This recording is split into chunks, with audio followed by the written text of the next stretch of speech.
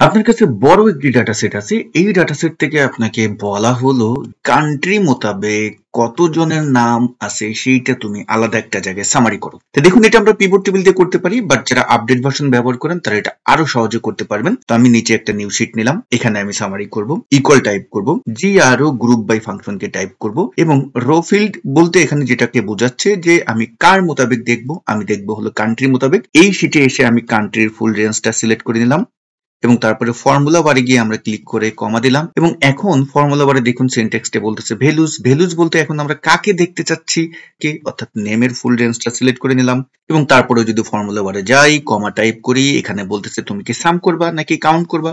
তা আমি এখানে কাউন্টে দিলাম যেহেতু এটা টেক্সট, কমা দিলাম এবং এখানে বলতেছে ফিল্ড হেডার্স আমি শো করাবো কিনা, ইয়েস আমি শো করাবো, 3 দিয়ে দিলাম এবং তারপরে বলতেছে গ্র্যান্ড টোটাল শো করাবো কিনা, হ্যাঁ আমি গ্র্যান্ড টোটাল শো করাবো, অন দিয়ে দিলাম। তারপরে আমরা এখানে সর্ট করবেন কিনা সেটা বলতেছে, তা হ্যাঁ আমি এটা সর্ট করবো, অন দিয়ে দিলাম এবং ব্র্যাকেট ক্লোজ দিয়ে এন্টার বাটনে চাপ দেন। দেখুন আপনি খুব সহজেই কিন্তু এটা সামারাইজ করতে পারলেন। আমি বোঝানোর জন্য হয়তোবা একটু বেশি সময় নিয়েছি, আপনারা যখন এই ফাংশনটি ব্যবহার করবেন এত বেশি হয়তোবা সময় দরকার হবে না।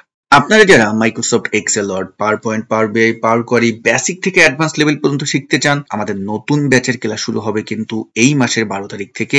আপনি যদি অ্যাডমিশন নিতে চান তাহলে স্ক্রিনে দেখানো নাম্বারে ফোন করতে পারেন অথবা আমাদের ওয়েবসাইট ভিজিট করতে পারেন।